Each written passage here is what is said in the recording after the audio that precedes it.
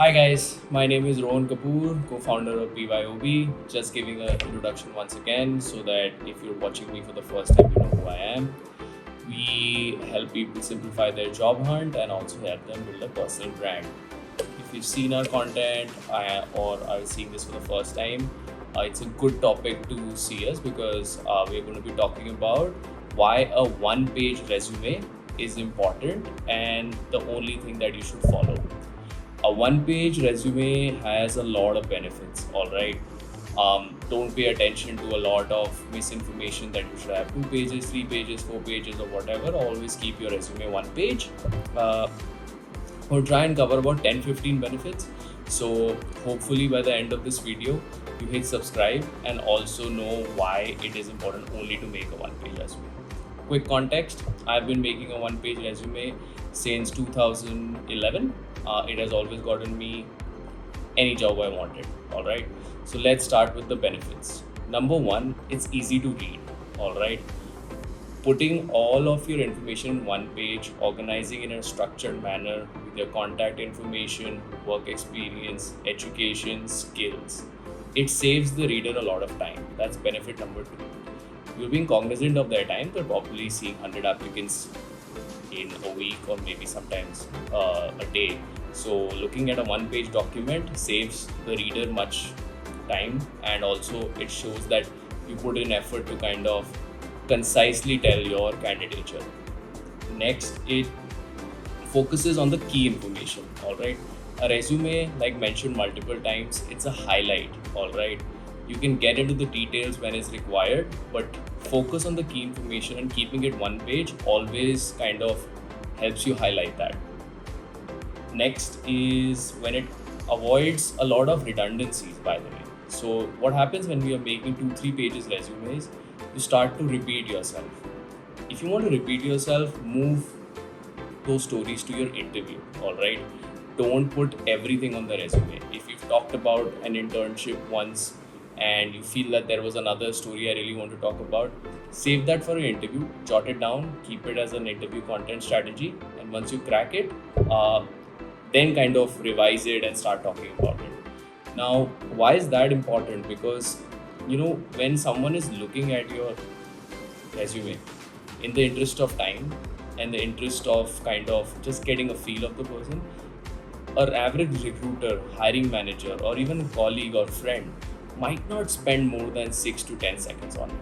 So they'll just see where all has this person worked, what's his current designation, what's his total work experience. They can kind of uh, figure it out from the timelines, and then like it's cool enough, it's suitable for the role we are kind of looking to hire for, and then they call in for the interview. That's where you go into details. So if you ended up making your resume 4-5 pages, once you start editing it, all the extra information, keep it handy. All right, because once it's handy, you know what to talk about once you reach the interview. Other part is there are a lot of skills that you can't really highlight on your resume, be it like soft skills or some kind of team management skills, or there is like a thing that it's very difficult to articulate but it's very important for your candidature. That's where comes the aspect of quantification. All right, I see a bunch of resumes on a daily basis, and the biggest problem is that people are kind of making their resume like a job responsibility document. All right, please do not do that. Do not do that. A job responsibility document or a job description is the recruiter's headache, not yours. You need to show them why are you suitable for this job, and how can you do that is by quantifying your impact. Now get a lot of pushback from our clients like, I'm in a research oriented job, I don't really have numbers to show, only salespeople can show numbers. I don't think that's true. All right, for example, if you're a marketing person, all right, what is the primary objective? You want to build brand awareness for your company, right? How do you do that?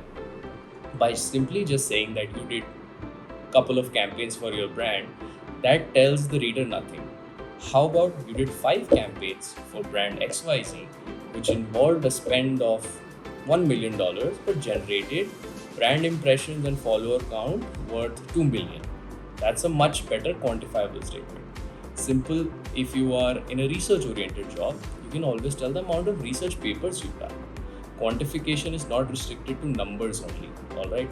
You can speak about the brands you worked in. So suppose if you're a lawyer and you have confidentiality clauses, or maybe you can get away with a couple of brands after obviously seeking permission from your current employer. Always try and mention whatever kind of connects with the reader. I worked on a research legal paper for Amazon is much better than I worked on a research legal basis. So the impact of quantification is super vital, because if the resume goes through an application tracking system, or it goes through a bunch of interview rounds and where humans are reading the resume, they'll always relate to relatable brands, numbers, because it makes the statement more sense. Think of it as a reader yourself. If you thought about it, you'll see that numbers are more relatable and give substance to this statement.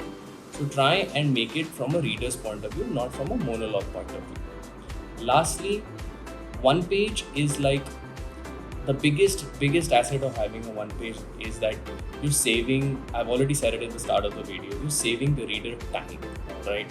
This shows time that you're cognizant that the person is busy. Also, it shows a bunch of creativity, all right? Anyone can write long form content, because once you go into thoughts, etc., you start typing out, before you realize it, you've already written a page of content. But shortening it is what takes a lot of effort. So this shows that you're able to concisely write and get to the point quicker. So that also plays a plus point. So consider you were applying for a job and there's a job with a 4-page resume and a 1-page resume. The likelihood of the recruiter first reading the 1-page resume is higher because it's a short, quick overview. All right. So whenever you sit down and start deciding to make your resume, or even like your LinkedIn profile or anything, whenever you're trying to communicate to someone, always try and think of this rule of getting your point quickly across. We're in an age of information overload. People's attention spans are getting smaller, so it's better to get to the point quicker than taking a lot of time. Hope this video was insightful, and you please share it with someone you feel that might require these insights, or just hit subscribe if you like it. Thank you.